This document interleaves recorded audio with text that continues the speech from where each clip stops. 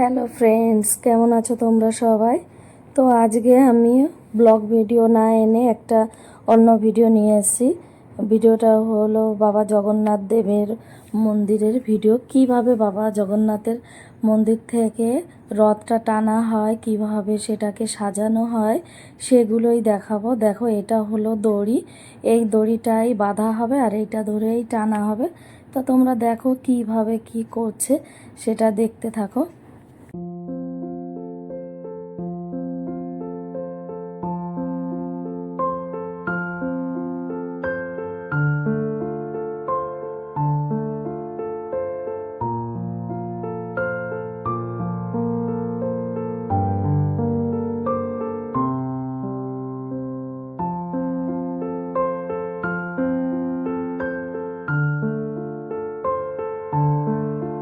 দেখো বন্ধুরা, এখানে এই রথটাকে রাখা হয়েছে আর দড়ি দিয়ে কিভাবে বাঁধছে সবাই।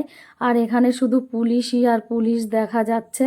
আর এই দেখো, এনারা আসছেন, এনাদের হাতে ফুলের মালা রয়েছে, এনারা রথের কাছে যাচ্ছেন। এখানে হয়তো পুজো টুজো করবেন। তো আমি কোনো দিন দেখিনি, তাই আমি একটু দেখে নিচ্ছি। তো তোমরাও একটু দেখে নাও।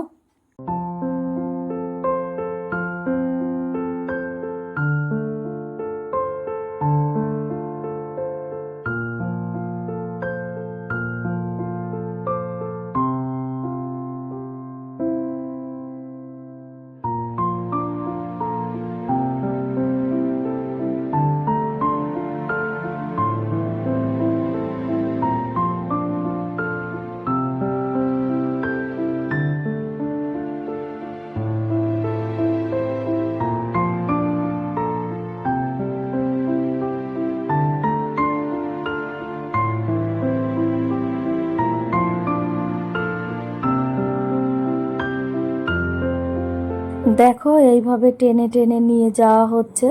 তো তিনটে রথই এই একই জায়গায় রাখা হবে মন্দিরের সামনে। ওখানে রেখে তারপর বন্ধ করে দেওয়া হবে। তো কালকে এখান থেকে রথটা যাত্রা শুরু করবে। তো রথে থাকবে সুভদ্রা আর বলরাম আর হচ্ছে জগন্নাথ দেব। তিনজনাকেই মন্দির থেকে এই রথে তোলা হবে পুজো করে। তো তোমরা দেখতে থাকো কিভাবে রথটাকে টেনে আনা হচ্ছে।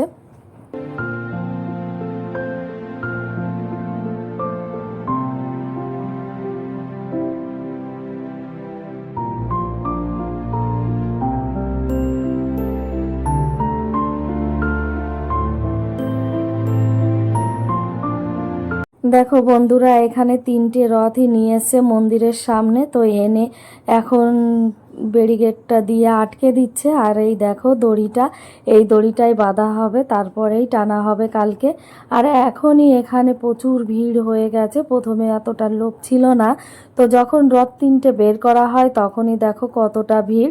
সমস্ত লোক এসে দাঁড়িয়ে দাঁড়িয়ে দেখছে কিভাবে কি হয়, রথটাকে কিভাবে রেডি করা হয়। তো আমি কোনো দিন দেখিনি, তো আজকে সুযোগ হয়ে গেল, তাই ভাবলাম ভিডিওটা আমি শেয়ার করে দিই, তাহলে আমার যে বন্ধুগুলো দেখেনি তারাও দেখে নিতে পারবে।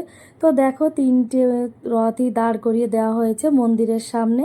রথ তিনটে কালকে টানা হবে। তো আজকের ভিডিওটা আমার এই পর্যন্তই। তোমাদের যদি দেখে ভালো লেগে থাকে তাহলে কমেন্টস করে জানাবে।